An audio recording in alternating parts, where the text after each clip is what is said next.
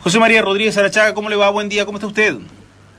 ¿Qué tal? Buenos días, ¿cómo estás? Muy bien, gracias por atendernos. No, al contrario, gusto. ¿Se nota demasiado el acting de los políticos?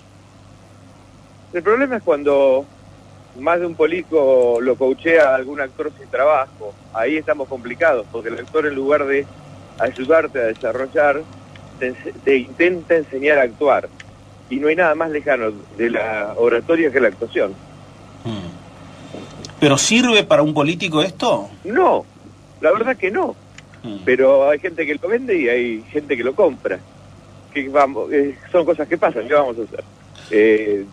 En algún momento se puso de moda Andrea del Boca y qué sé yo.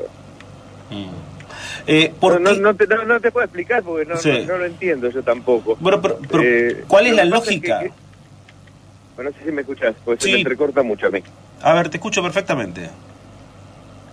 Qué sé yo, es como ponerse a estudiar yoga con un fisicoculturista. Qué sé yo, los dos trabajan el cuerpo, los dos usan el aire, pero hasta ahí llega el parecido. Oratoria y actuación son disciplinas que no tienen nada que ver la una con la otra. Eso no puede ser el mejor vos posible y sacar lo mejor que tenés. En oratoria te enseñan a tratar de ser otro, en actuación te enseñan a tratar de ser otro. Y no te va a ir bien. Salvo alguno que por ahí tenga talento natural para la actuación, difícilmente te ayude en algo. Lo más probable es que te perjudique. ¿Por qué crees que el político se quiere agarrar a eso? Porque es más fácil. Porque por ahí es más fácil que le digan aprende a actuar que aprende oratoria. Es más fácil que le digan tratar de ser simpático que ponerte a estudiar. Oratoria implica estudiar, trabajar, practicar, leer. Lo otro es un choreo que por ahí te ayuda un poquito a tratar de parecer. Y como por ahí el político también es un poco cholulo y tiene ganas de estar con el actor, no se me ocurre mucha justificación real, más allá de si por ahí lo conoce. Viste esa cosa de, bueno, yo la vi en la tele y me gustaba lo que hacía, entonces lo contrato, pero no tiene mucha justificación real. ¿Crees que los principales políticos están sobredimensionados en este tema? No, yo lo que te diría que la mayoría de los políticos lo que les falta es preparación profesional. No solamente el tema de por ahí trabajar con un actor que no lo ayuda. No saben oratoria, la mayoría, no están dispuestos a trabajar, no están dispuestos a hacer el esfuerzo. No sienten que no les hace falta. Algunos creen que ya saben. Vos pensás que el ego del político es una cosa muy especial. Un político es una persona que ve, te pongo el ejemplo concreto, ve la Argentina toda destrozada y te dice, si yo llego lo arreglo.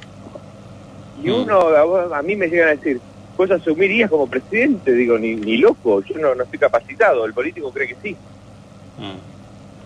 Ahora, el político, cuando vos hablas con los políticos, te dice, bueno, pero el político surge de la misma sociedad. ¿Vos creés eso? No, el político es un ser especial dentro de la sociedad. El político es, más allá de la chantada lógica argentina tradicional, es un tipo que parte de un nivel de ego muy distinto del que tenemos todos los demás. Te pongo un ejemplo concreto. Cuando yo trabajo con políticos de todos los partidos, de todos los niveles, y el último consejero vecinal del distrito más alejado, chico y olvidado del país, cree que su carrera también es la presidencia de la nación. Entonces es muy difícil enseñarle a alguien que parte de ese piso de ego tan grande. Si hablamos de ego, tenemos que mirar quizás a los máximos exponentes de la política argentina, y uno de ellos reapareció esta semana. ¿Cómo lo viste a la presencia de la expresidenta Cristina Fernández en lo que fue su discurso en Comodoro Pi? Bueno, ahí ya tenemos una excepción, ya ese no es un ego desmedido, ya es el monumento al ego. Es un ego corporizado, el caso de Cristina. Cristina vive alejada de la realidad, vive en su mundo. Ella llegó, si te fijas, la llegada la hizo como una actriz de cine a un festival internacional. Ella creía que estaba saludando fans, el divorcio con la realidad es absoluto. En su momento nosotros subimos a Twitter y a Facebook una foto de ella saludando desde su casa, el momento que salió sin maquillaje, saludaba a lo lejos, hacia el infinito, y había solamente 15 personas en la puerta. O sea, a lo lejos no había nadie, había 15 y estaban exactamente abajo. Adelante y a lo lejos no sé quién saludaba porque no había absolutamente nadie. Con Llamas de Madariaga llegamos a la teoría de que por ahí en el edificio de enfrente habría algún conocido y lo estaría saludando a él, porque no había chance de que saludara al pueblo que no estaba ahí. Ese ego...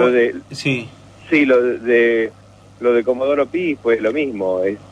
Cristina, que creía que todavía estaba siendo presidente, era patético de ratos. ¿Lo del ego desmedido está basado en una cuestión netamente individual o también de ese contexto que la rodea y que muchas veces adula al político de una manera tal que el político cree que todo es real lo que se imagina y termina transformándolo, o mejor dicho, lo termina vertiendo todo en lo que tiene que ver con un discurso? Eso pasa con todos los políticos, incluso te diría con todas las figuras. ¿Te acordás? Bueno, por ahí vos sos más chico que yo, pero cuando era en la época de Maradona, se hablaba del sidieguismo. Porque Maradona se rodeaba de gente que te decía todo el tiempo, sí Diego, sí Diego, sí Diego. Esos círculos se arman siempre y son imposibles de evitar. El político, el empresario exitoso, la figura exitosa, se rodea de aduladores. Es muy raro que alguien se rodee de detractores. Más allá de que por ahí alguno lo intenta, dice, bueno, yo lo tengo a fulano porque fulano me dice a todo que no y que estoy equivocado, termina siendo uno en un montón y los demás terminan serruchando del piso. Vos pensás que también el ego de los que están alrededor también es importante, no quieren que te le acerques.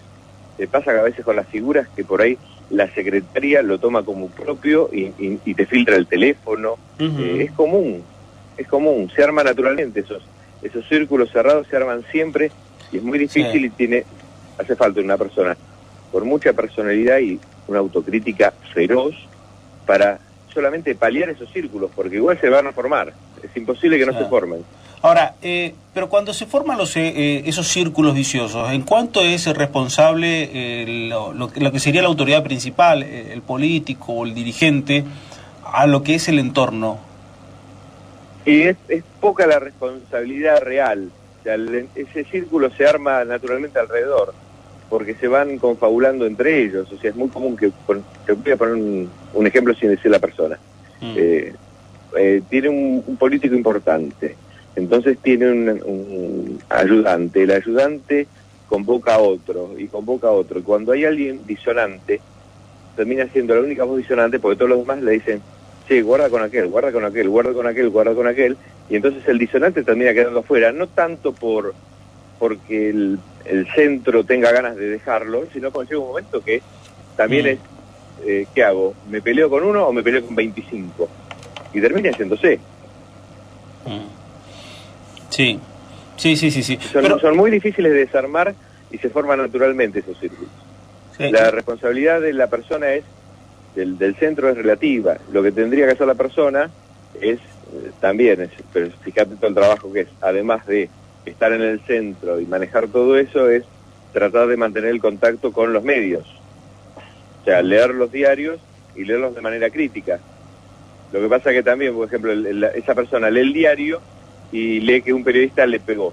Y en lugar de decir, mirá cómo me equivoqué acá, mirá lo que hice mal acá, mirá esto, le dice todo el mundo, fíjate el diario lo que te dijo, fíjate el diario lo que te mandó, fíjate el diario tal cosa. Se vuelve loco. Sí. ¿Esto en realidad muchas veces está basado también en el individualismo de la política? Sí, también se da mucho. El individualismo de la política se da todo el tiempo. Es muy raro justamente un político que no tenga esa necesidad y esa sensación y esas ganas de destacarse del contexto en el que se rodea.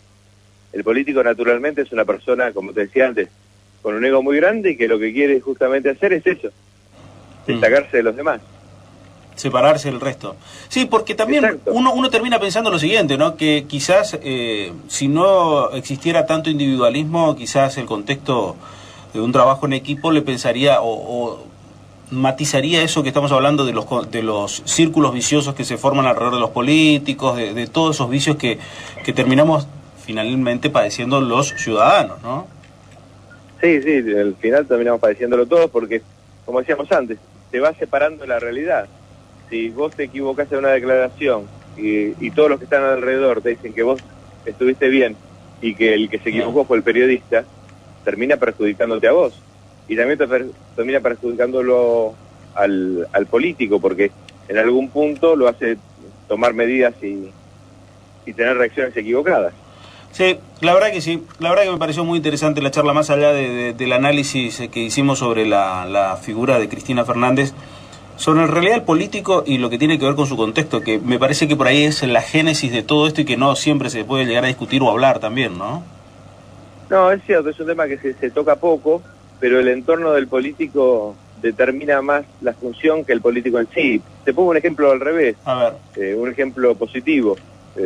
Gabriel Dreyfus siempre dice, siempre cuenta, que cuando fue la campaña para Alfonsín, Alfonsín lo eligió a David Rato, que era el mejor publicista argentino en ese momento, y David Rato convocó a todos los demás del Círculo de Creativos Argentinos, donde estaba él incluido, y él también colaboró en esa campaña a favor de Alfonsín.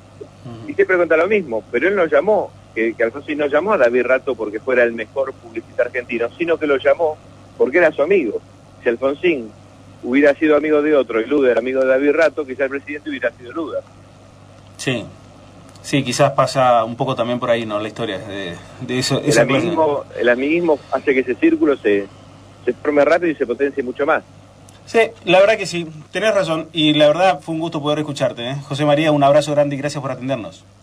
No, al contrario, gracias a ustedes. José María Rodríguez Arachaga estuvo en comunicación con nosotros, quien es fundador de Oratoria Consulting, especialista en comunicación no verbal.